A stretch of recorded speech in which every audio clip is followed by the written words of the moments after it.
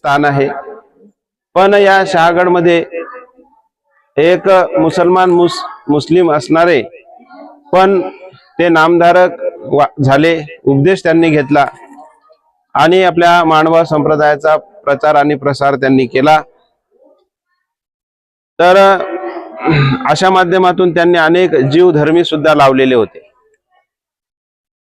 त्यांनी केलेले काही स्तोत्र आहेत, काही त्यांनी केलेलं भजन आहेत की ते भजन आपण सुद्धा करू शकत नाही, इतकं त्यांनी आचरण माळवा संप्रदायाचं केलं होतं। अशा पद्धतीनं हे शहागड आणि त्यांच्याच माध्यमातून या गावाचं नाव शहागड या ठिकाणी झालेलं आहे।